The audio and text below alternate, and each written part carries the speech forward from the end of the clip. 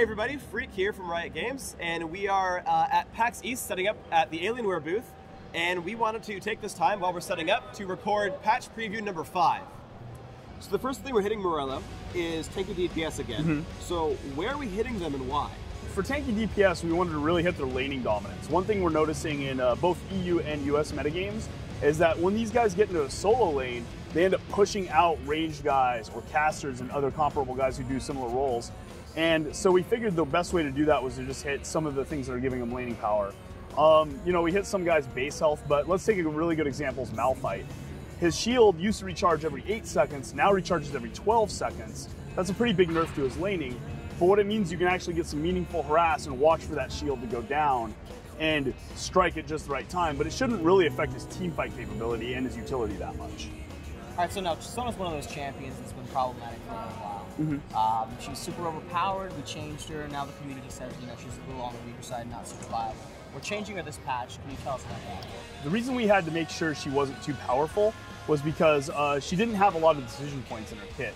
So it felt like when you got beat by Sona, it was just somebody, what we like to call the Sona stance, where you just take your talons and you just mash the keys with it.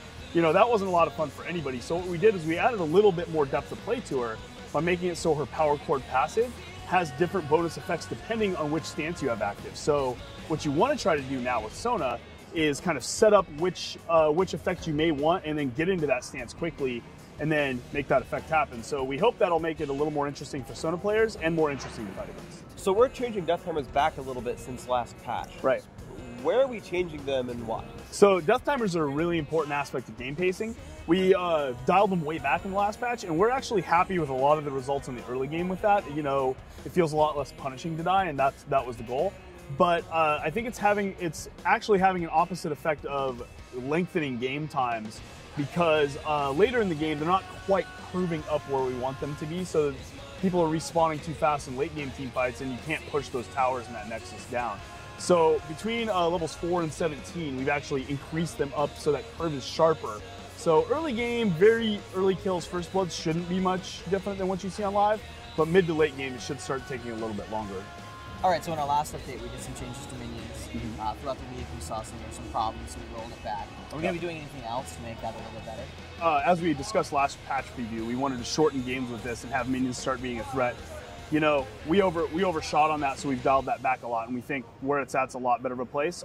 In the future, to shorten games, I think we're going to stay away from minion style balance, and we're going to move maybe more towards tower and how champions push down towers instead. Thanks for tuning in to this episode of the Patch Preview Series. If you subscribe to our channel and leave a comment below about which change you're looking forward to the most, we'll pick a few random winners to win a free League of Legends t-shirt.